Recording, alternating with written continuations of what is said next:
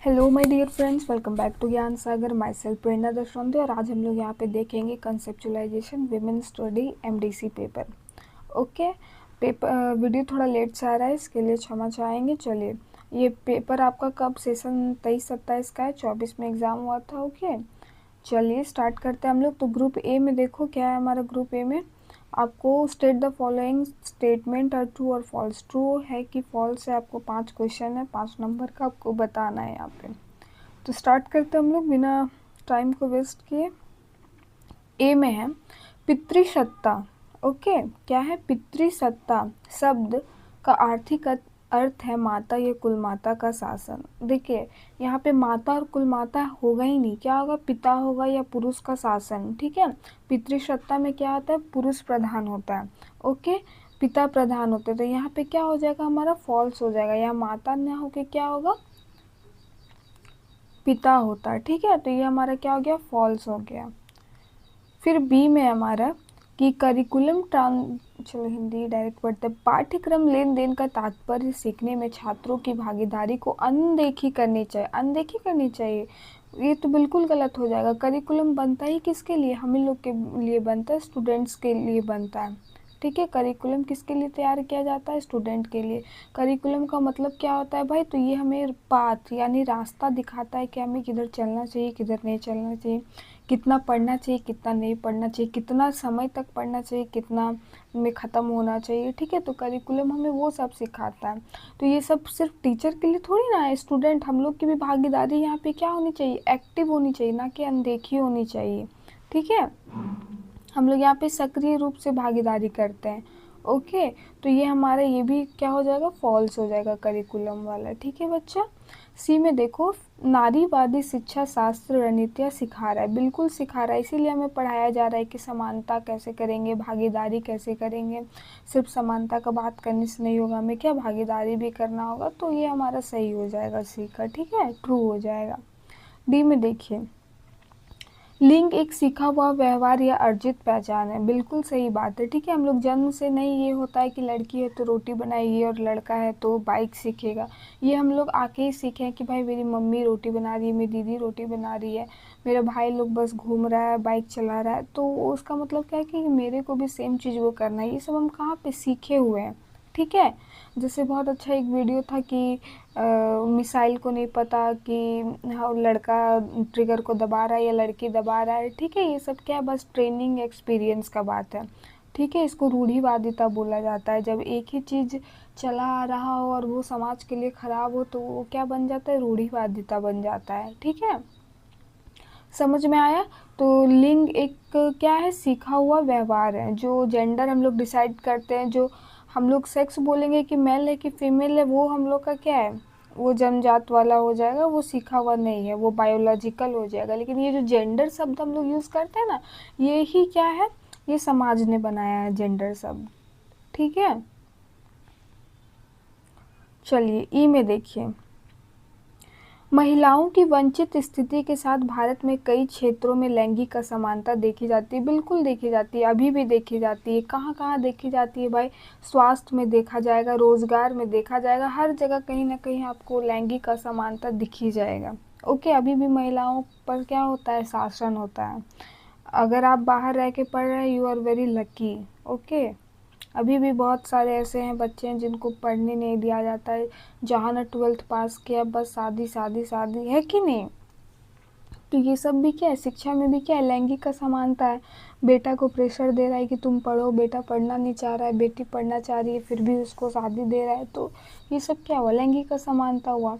फिर देखिए वॉट पितृसत्ता क्या है? तो ऊपर हम लोग बात के पुरुष या पिता का शासन हो जाएगा। इसमें क्या होता है? जितने भी हमारा जो जमीन जायदाद रहता है वो पिता के नाम पे, कोई उस घर का पुरुष के नाम पे, ठीक है, होता है। उसके बाद जितनी भी क्या उसको क्या बोलता है, हाँ, निर्णय लिया जाता है, वो सब पुरुष ही लेते थे। तो ये सब होता है। चलिए इसका आंसर दिया हुआ है, वहाँ पे हम लोग देख के आराम से पढ़ेंगे। क्वेश्चन देख लिए, व्हाट इज पितृसत्ता क्या है, फिर समानता क्या है। दोनों में से आपको एक लिखना है, दोनों लिख के नहीं आ जाना। उसके बाद देखेंगे हम लोग। ठीक है, देखिए पितृसत्ता क्या है। पितृसत्ता एक सामाजिक व्यवस्था है, ठीक है। ये कोई यहाँ पे बायोलॉजिकल ऐसा कुछ नहीं, ये क्या है, सामाजिक व्यवस्था है। समाज ने इसको बनाया है ऐसे सिस्टम को, ठीक है, जिसमें पुरुषों का प्रभुत्व होता है। इसमें क्या होता है, पुरुषों का क्या होता है, प्रभुत्व होता है। परिवार, समाज, राजनीति, अर्थव्यवस्था के महत्वपूर्ण निर्णय पुरुष ही लेते हैं। पुरुष प्रधान का मतलब ही यही होता है कि सारा निर्णय पर, या तो वो परिवार का हो, समाज का हो, राजनीतिक पॉलिटिक्स हो या इकोनॉमिकल हो, क्या हो, सारा निर्णय कौन लेंगे, पुरुष लेंगे, ठीक है।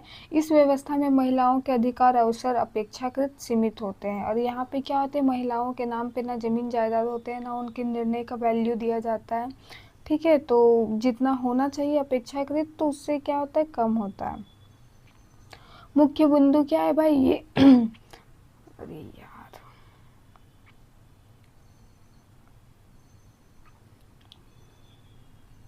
देखिए इसके मुख्य बिंदु क्या है कि ये पुरुष प्रधान व्यवस्था है, ठीक है। पुरुषों को ज़्यादा महत्व दिया जाता है, दिया क्या जाता है, वो खुद महत्व, अपने आप को महत्व में रखते थे, ओके। महिलाओं पर सामाजिक एवं आर्थिक नियंत्रण होता था। महिला पर सामाजिक और आर्थिक नियंत्रण मतलब उसको ज़्यादा से ज़्यादा उसको क्या करना, शासन में रखना, है कि नहीं। समाज में कहीं खाने ना जाना, कुछ करना ना, ठीक है, तो ये सब होता है। फिर संपत्ति और उत्तराधिकारियों पर पुरुषों का अधिकार। पहले तो पहली एक कोई क्वीन की, सॉरी, किंग की बेटी थी, नाम नहीं आ रहा है उसका, पहला था कि वो लड़की का जमीन उसके नाम हुआ था, ठीक है। तो उसका नाम हमको याद नहीं आ रहा है, किसी को याद होगा तो बोल देना, वो फर्स्ट लेडी थी। तो यहाँ पे संपत्ति और उत्तराधिकार का पुरुषों का अधिकार, और इसी के लिए, यही सब से उतरने के लिए, उभरने के लिए क्या गवर्नमेंट ने क्या किया है कि अगर आप महिला के नाम पे लेते हो तो कितना % रिजर्वेशन तो मिलता है कि नहीं। हाँ, थोड़े कम पैसे लगते हैं, कुछ % छूट मिलती है महिलाओं के नाम पे लेने के लिए। इसीलिए अभी हम लोग क्या करते हैं, ज़्यादा से ज़्यादा ज़मीन वगैरह महिलाओं के नाम पे ही लेते हैं, है ना। उसके बाद है हमारा लैंगिक असमानता को बढ़ावा देती है, और ये जो पुरुष प्रधान है ये सब क्या लैंगिक असमानता को बढ़ावा देती है। तुम नहीं कर पाओगे, हम ये कर लेंगे, है कि नहीं। उसके बाद है सेकंड में कि व्हाट इज इक्वालिटी, समानता है कि, अगर हम लोग समानता के बारे में बात कर रहे हैं भाई कि समानता चाहिए, समानता चाहिए, तो समानता आखिर है क्या। तो देखो क्या है, समानता का अर्थ है सभी व्यक्तियों को बिना किसी भेदभाव के समान अधिकार, अवसर और सम्मान प्राप्त हो। बिना किसी भेदभाव, बिना किसी डिस्क्रिमिनेशन का, वो लड़का हो, लड़की हो, गोरा हो, काला हो, नाटा हो, कुछ भी हो, ठीक है, थर्ड जेंडर हो, कोई भी हो, उसको क्या मिलना चाहिए, समान अधिकार मिलना चाहिए। समान अधिकार मतलब अगर आपका फॉर्म का पैसा 1000 लग रहा है तो मेरा भी 1000 लगना चाहिए। अगर आपको ये पोस्ट मिल रहा है तो हमको भी मिलना चाहिए, ये हुआ समान अधिकार। अवसर मतलब अगर आप फॉर्म भर नहीं सक रहे हो, आप मेरे को भरने ही नहीं दे रहा है, तो मेरे को अपॉर्चुनिटी देगा तब तो हम अधिकार के लिए लड़ेंगे भाई। अवसर देना चाहिए, अपॉर्चुनिटी देना चाहिए, और सम्मान प्राप्त हो, ठीक है। कोई नीचा जाति का अगर मुखिया बन गया तो उसको तो वैल्यू नहीं देते हैं कि अरे मुखिया होगा अपना घर में, ठीक है। तो ये सब क्या हुआ, हम लोग को क्या करना चाहिए, सम्मान। और ये तो बहुत ज़्यादा जाति मतभेद का बात यहाँ पे ज़्यादा आ जाता है, तो उसको को बढ़ा चढ़ा के लिख देना है। 5 नंबर का है तो इससे थोड़ा ज़्यादा ही लिखना है, ओके। उसके बाद देखिए, संविधान सभी नागरिकों को समानता का अधिकार प्रदान करता है, और संविधान भी कहता है कि भारत का हर एक नागरिक का क्या है, सेम राइट है। इसके मुख्य बिंदु क्या हो गया, कानून के समक्ष समानता। कानून के, इसके मुख्य बिंदु क्या हो गया, कानून के समक्ष समानता। हमारा है नहीं है, जो लोकल इंसान होते बिना गलती के भी उम्र कैद की सजा हो जाते हैं, चोरी भी करते तो कोई पॉलिटिशियन का बच्चा अगर रेप करके भी चल जाता है तो अगले महीने छूट जाता है। तो ये कहाँ का हुआ, तो यहाँ पे तो हमको समानता नहीं दिख रहा है, लेकिन आपको यहाँ पे समानता का अर्थ वही लिखना है कि कानून के समक्ष समानता मिलना। अगर ज़्यादा बड़ा आ जाए तो इसको थोड़ा थोड़ा डील भी कर देना, इसको ब्लैक पेन से लिखना, बाकी ब्लू में इसको डील कर देना, ठीक है। उसके बाद देखो, शिक्षा एवं रोजगार में समान अवसर। शिक्षा और रोजगार में, रोजगार मतलब वही जॉब वाला, ठीक है। हम लोग को क्या मिलना चाहिए, समान, लड़का हो लड़की हो, इसमें लैंगिक असमानता ना होना चाहिए, ठीक है। फिर लैंगिक भेदभाव का अभाव, लड़का लड़की नहीं करना है आपको।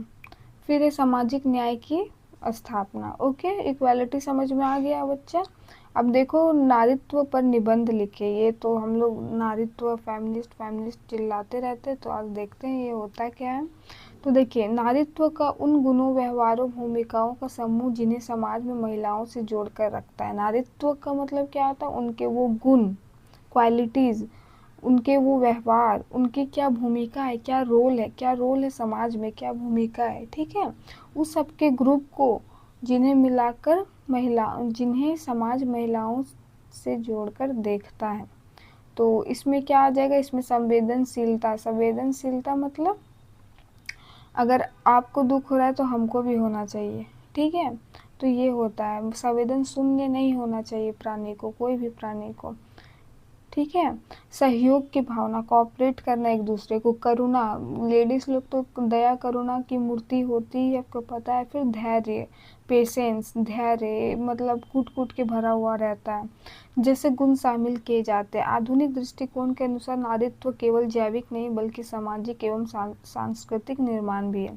जैविक मतलब ये बस बायोलॉजिकल नहीं बोल रहा है कि तुम बायोलॉजिकली लड़की, ये क्या हमारा समाज द्वारा भी बनाया गया है, हमारे जो कल्चर है वो भी, ये सब हमें क्या, ये सब सारे गुण देखा गया है, बताया गया है, ठीक है। अब देखिए, करिकुलम क्या होता है भाई? करिकुलम, करिकुलम वही बोले थे, सिलेबस का जो बड़ा भाग होता है करिकुलम होता है, ठीक है। करिकुलम का मतलब क्या होता है? ये क्या ये है, हम लोग को एक फ्रेमवर्क प्रोवाइड करता है, ठीक है, एक ढांचा प्रदान करता है हमें कि चलिए पढ़ेंगे तो समझ में आएगा। पाठ्यक्रम वह समग्र योजना जिसके माध्यम से विद्यालय विश्वविद्यालय में विद्यार्थियों को ज्ञान, कौशल, मूल्य का अनुभव प्रदान किए जाते हैं। इसी में मेंशन रहता है आपको कहाँ कितना कैसे पढ़ना है, ठीक है। एक अच्छा पाठ्यक्रम विद्यार्थियों के सर्वांगीण विकास, समानता, रचनात्मकता और सामाजिक उत्तरदायित्व को बढ़ावा देता है। एक करिकुलम कब उसको माना जाएगा कि ये बढ़िया है? जब ये बच्चा में ऑल राउंड डेवलपमेंट करेगा। क्या करेगा? ऑल राउंड डेवलपमेंट मतलब सर्वांगीण विकास। सर्वांगीण विकास किसको बोलते हैं मैम? आपका मेंटल, फिजिकल, सोशल, ठीक है, मोरल, ये सब को जब बढ़ावा देगा। मोरल कैसे बढ़ावा देगा मैम? स्कूल जाते हैं हम लोग, कैसे आपको नहीं सिखाता है कि माँ बाप को आप प्रणाम करके आओ, इतने फ्रीडम फाइटर्स के कहानी बताते हैं, जयंती मनाते हैं हम लोग, क्यों मनाते हैं? मोरल डेवलपमेंट करने के लिए, ठीक है, मोरल का डेवलपमेंट करने के लिए। फिजिकल डेवलपमेंट आप लोग का एक क्लास गेम का पीरियड होता है कि नहीं? मेंटल डेवलपमेंट आपका योगा का क्लास होता है। सोशल डेवलपमेंट आप लोग बच्चे लोग एक साथ मिलकर कोई काम को करते हो, कोई प्रोजेक्ट बनाते हो, तो ये सब क्या है? कॉपरेशन वगैरह है। सोसाइटी में रहने का हम लोग को तरीका सिखाया जाता है। तो ये क्या कर रहा है? ऑल राउंड डेवलपमेंट कर रहा है, ठीक है। समझ में आया करिकुलम क्या होता है? चलिए, अब ग्रुप बी में है, क्या है क्वेश्चन भाई? What do you mean by women's study? Describe the nature and the scope of women studies in India. Women studies क्या है भाई? इसके नेचर क्या है आप समझते हैं। महिला अध्ययन से आप क्या समझते हैं? भारत में महिला अध्ययन की प्रकृति का क्षेत्र वर्णन कीजिए। तो चलिए, महिला अध्ययन एक अंतः विषय इंटरडिसिप्लिनरी अध्ययन क्षेत्र है जिसका उद्देश्य महिलाओं के जीवन, उनकी सामाजिक, आर्थिक, राजनीतिक, सांस्कृतिक एवं शैक्षिक स्थिति वैज्ञानिक अध्ययन करना। वैज्ञानिक अध्ययन मतलब साइंटिफिक स्टडी। यहाँ पे साइकोलॉजिकल स्टडी नहीं करना है कि हाँ भाई, और या फिर सोसाइटी वाला कि ये ऐसे ही होते हैं, इनमें धैर्य नहीं होता, ये कमज़ोर होती है, वो नहीं। साइंटिफिक स्टडी आपको पढ़ना है, ठीक है। उनका सामाजिक स्थिति क्या है, सोसाइटी में उसकी क्या इज्जत है, क्या उसका मान मर्यादाएं हैं, ठीक है। आर्थिक वो कितना डिपेंड है कि इंडिपेंडेंट है कि नहीं। फिर राजनीतिक, पॉलिटिक्स आ गया, फिर कल्चर से हमारा आ गया, फिर यही इन सब के स्टडी को ही हम लोग क्या बोलते हैं? Women study, okay.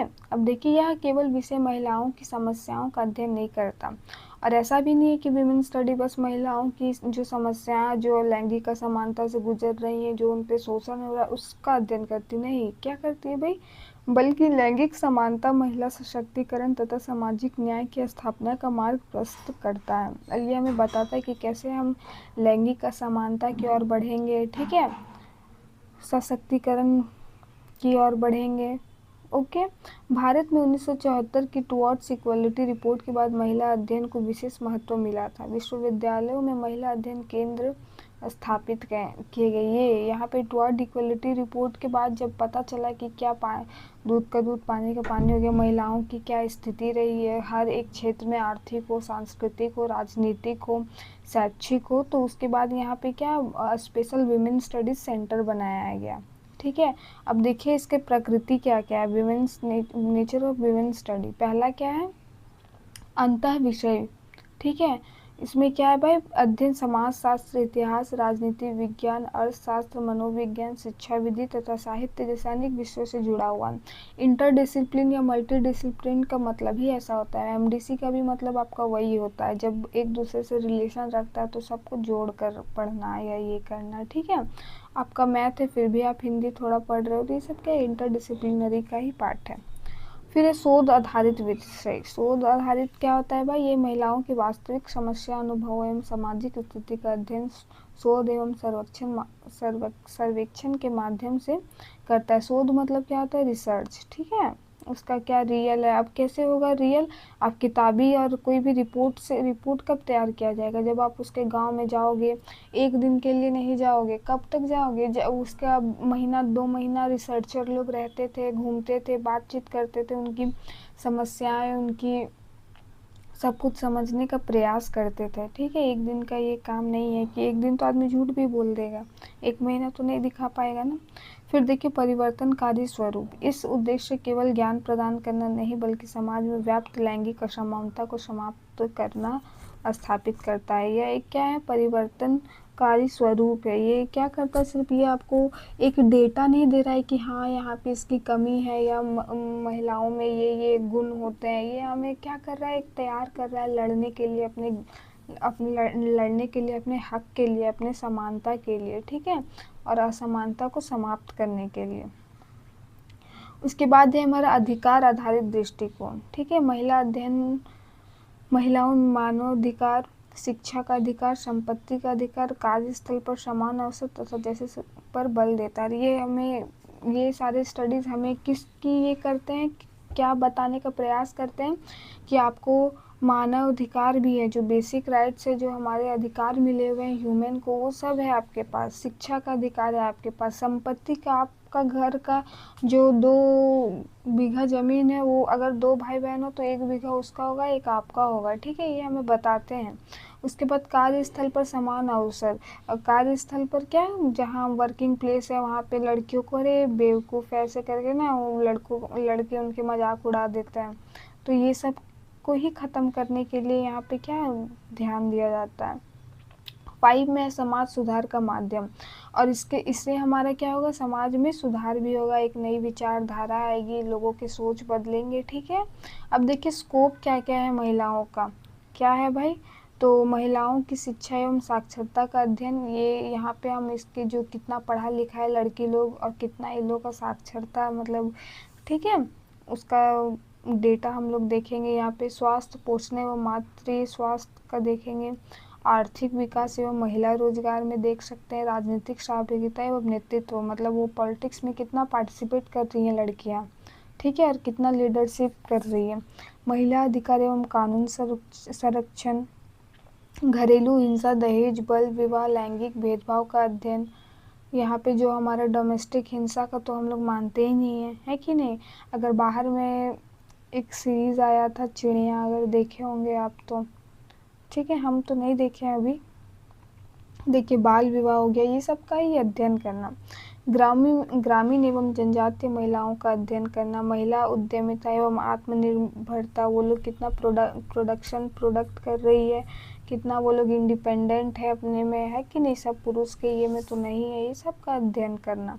महिला कल्याण योजनाओं का मूल्यांकन, जितने भी महिलाओं के लिए वेलफेयर बना हुआ है, जैसे अभी मैया योजना वगैरह हो गया, ये सब सही में काम कर रहा है कि नहीं कर रहा है, इसका अध्ययन। फिर लैंगिक समानता आधारित नीति निर्माण। इसके बाद हम लोग कुछ ऐसे नीति का निर्माण करेंगे जिसमें हमें मिले, ठीक है। 5 में critically analyse the challenges faced by women study centres in India. Bharat में महिला अध्ययन केंद्रों के समक्ष उपस्थित चुनौतियों का आलोचनात्मक विश्लेषण कीजिए। यहाँ कोई महिला का बात नहीं हो रहा है, यहाँ पे जो महिला केंद्र बना हुआ है ना महिलाओं के लिए, यहाँ उसका बात हो रहा है। उस वो लोग क्या क्या चुनौती फेस करते हैं, तो थोड़ा बढ़िया से क्वेश्चन पढ़ के करना, ही नहीं कि महिला देखे कि महिलाओं की समस्या का यहाँ पे दे दी है दुनिया भर का। ठीक है, क्वेश्चन अच्छे से देखना है। फिर देखिए, भारत में महिला अध्ययन केंद्र की स्थापना उद्देश्य महिलाओं से संबंधित शोध, शिक्षा, प्रशिक्षण एवं जागरूकता को बढ़ावा देना था। यहाँ पे इसका स्थापना क्यों हुआ था भाई, तो रिसर्च करने के लिए। किस पे रिसर्च करने के लिए, उसके शिक्षा व्यवस्था पे और उसको जागरूक करने के लिए। ठीक है, विश्वविद्यालय अनुदान आयोग यूजीसी के सहयोग से देश में अनेक विश्वविद्यालयों में यह केंद्र स्थापित किए गए हैं। यूजीसी के तहत इसको क्या किया गया, अनेक विश्वविद्यालय यूनिवर्सिटीज़ में इसको स्थापित किया गया। इन केंद्रों में महिला सशक्तिकरण में महत्वपूर्ण योगदान दिया है। ठीक है, और किंतु वर्तमान समय में इन्हें अनेक चुनौतियों का सामना करना पड़ रहा है। क्या ऐसी चुनौती है भाई जो इसको सामना करना पड़ रहा है? जब उस केंद्र, उस सेंटर को करना पड़ रहा है तो महिलाओं को कितना करना पड़ रहा होगा, तो ये भी सोचने वाली बात है।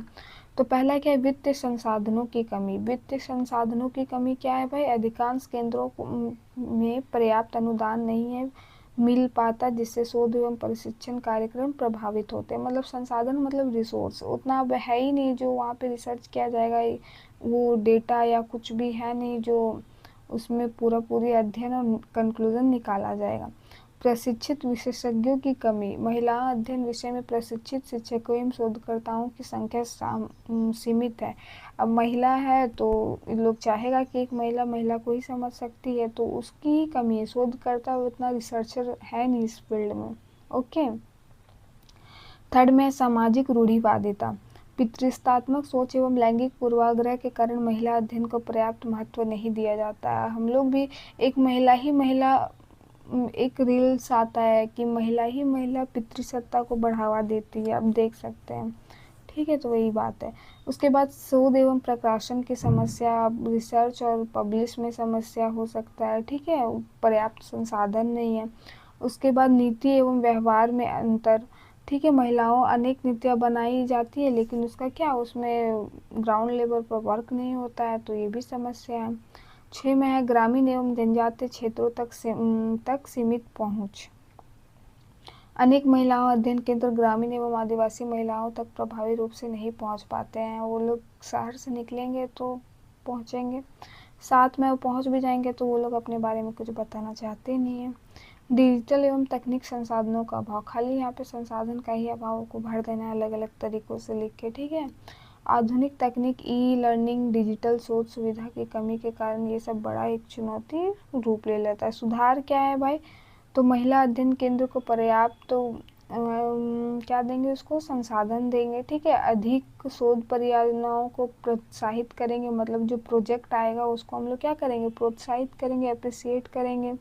डिजिटल पुस्तकालय बनाएंगे। विद्यालय पर लैंगिक संवेदनशील विकसित की जाएगी। सरकारी एवं गैर सरकारी संस्थानों के साथ समन्वय बढ़ाया जाएगा। ग्रामीण एवं जनजातीय क्षेत्रों में जागरूकता कार्यक्रम चलाए जाएंगे। उसके बहुत सारे आप नुक्कड़ नाटक करके करो, ये करो। ठीक है, अब देखो नेक्स्ट क्वेश्चन क्या है, भारत में महिला अध्ययन के समक्ष खतरे एवं चुनौतियां क्या है, विस्तार से वर्णन कीजिए।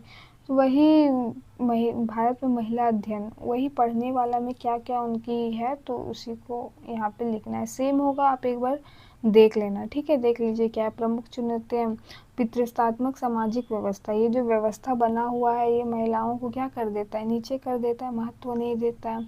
लैंगिक भेदभाव है ही, रोजगार, वेतन, संपत्ति सब में हमें क्या मिलता है, आज भी असमानता का हम लोग शिकार हैं। थर्ड में वित्त एवं संस्थागत समस्याएं। महिला अध्ययन विभागों एवं शोध केंद्रों को पर्याप्त आर्थिक सहायता एवं संसाधन उपलब्ध नहीं हो पाते हैं। अब वो लोग अपना घर से तो रिसर्चर लोग नहीं करेगा ना, जब तक उन्हें नहीं दिया जाएगा। शोध एवं आंकड़ों का अभाव, डेटा है ही नहीं हमारे पास। फिर सामाजिक कुरीति जैसे दहेज प्रथा हो गया, विवाह हो गया, घरेलू हिंसा हो गया, ये सब का अभी भी पढ़ना इस सब के बारे में मुश्किल है। ठीक है, डिजिटल एवं तकनीक का समानता हो जाएगा। फिर साथ में क्या हो जाएगा, सामाजिक एवं राजनीतिक एवं सामाजिक हस्तक्षेप।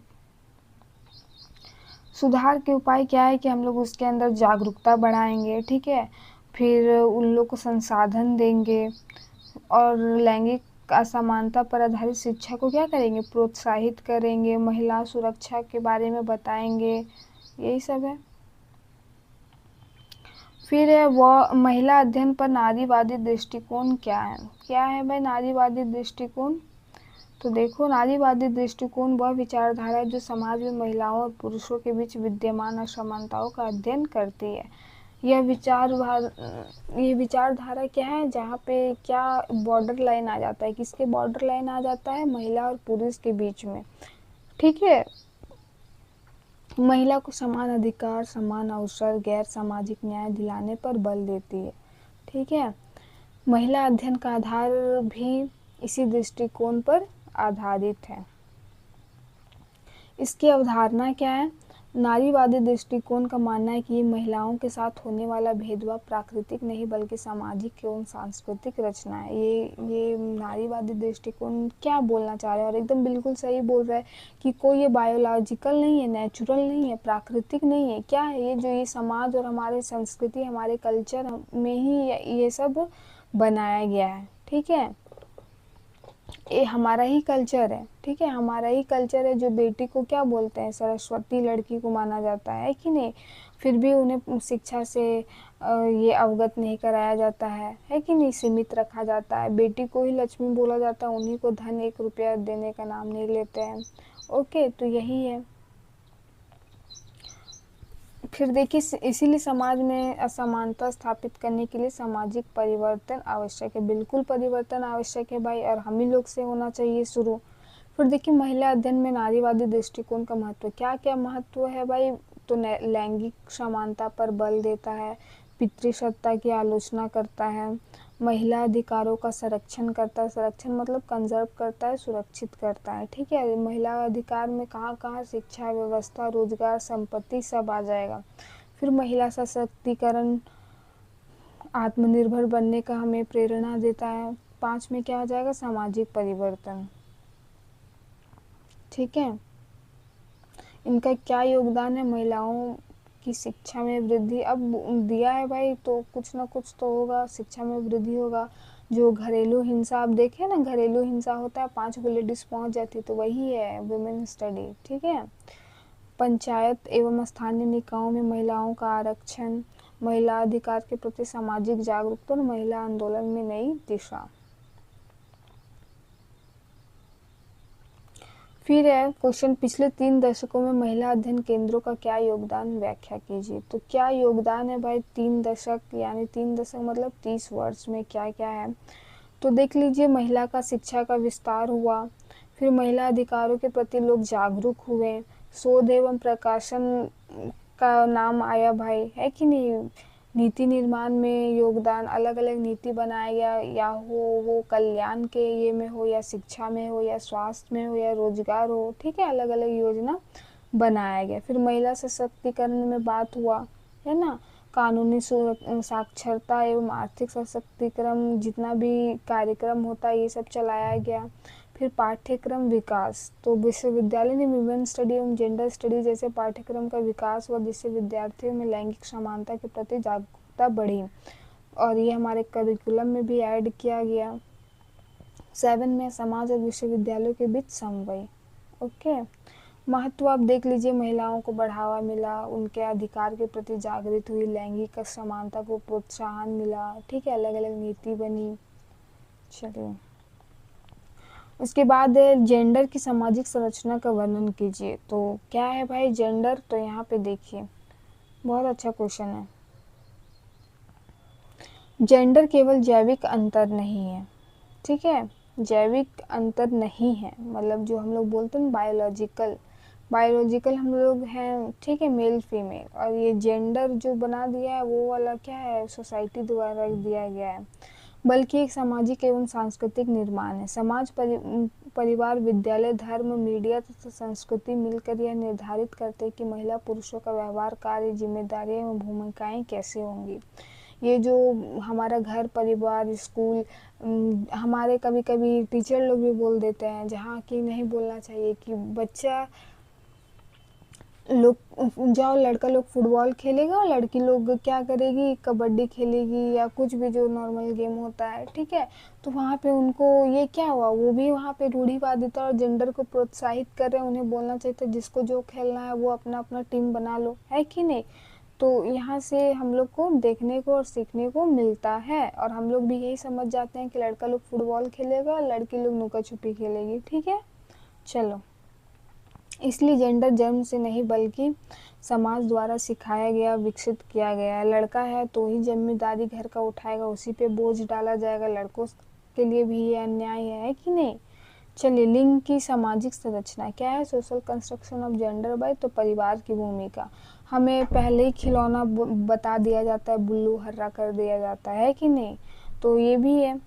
फिर शिक्षा की भूमिका, शिक्षा की भूमिका बड़ा बेटा पढ़ेगा बड़ा स्कूल डीएवी में, छोटा बेटी गांव का ही स्कूल में पढ़ेगी, तो ये क्या है। देखो, विद्यालय एवं पाठ्यक्रम पुस्तकें भी कई बार पारंपरिक लैंगिक भूमिकाओं को बढ़ावा देती है। आधुनिक शिक्षा समानता एवं संवेदनशीलता पर बल देती है। पहले की शिक्षा की भूमिका का जो कहीं कहीं देखने को मिल जाता था कि ये भी लड़का लड़की को अलग अलग मानते हैं, चाहिए कुछ भी। फिर देखिए आपका संस्कृति का परंपरा, हमारा कल्चर क्या बताता है, विभिन्न समाजों में संस्कृति महिलाओं पुरुषों के लिए अलग अलग सामाजिक भूमिकाएं निर्धारित करती है, जिससे लैंगिक असमानता उत्पन्न होती है। फिर हमारा धर्म एवं सामाजिक मान्यताएं, धार्मिक एवं सामाजिक मान्यताएं भी जेंडर रोल्स को प्रभावित करते तथा समाज में महिलाओं एवं पुरुषों की स्थिति निर्धारित करते हैं। फिर मीडिया का प्रभाव, जो मीडिया मतलब जो हम फिल्म टीवी समाचार ये सब देखते हैं, तो वहाँ से हमें छवि का एक निर्माण होता है, उससे हम इन्फ्लुएंस होते हैं, प्रोत्साहित होते हैं। 6 में कार्यस्थल का समाज, रोजगार, वेतन, नेतृत्व तथा निर्णय लेने के अवसरों में भी असमानता भी जेंडर की सामाजिक संरचना का परिणाम है। देखिए अब इसकी बहुत इंपॉर्टेंट क्वेश्चन है, इसको देख लीजिएगा। जेंडर की सामाजिक संरचना का प्रभाव क्या है भाई, तो ये जो हमारा जेंडर वाला बात आ गया, इससे लैंगिक असमानता बढ़ गया है, महिला को जो अपॉर्चुनिटी मिलता है वो सीमित हो गया है, रूढ़िवादी सोच विकसित हो गई है, ठीक है, महिला एवं रोजगार में भेदभाव आ गया है, महिला सशक्तिकरण को प्रभावित करता है। इसके उपाय देख लीजिए आप, ठीक है। आई होप वीडियो आपके लिए हेल्पफुल रहा होगा। ज़्यादा समझा तो मैं भी शायद नहीं पाया, बट जितना है मोर देन इनफ है, आप इतना करके जाइएगा, आपका एग्ज़ाम अच्छा जाएगा, ठीक है। Bye, thank you for watching, have a nice day, all the best for your exam.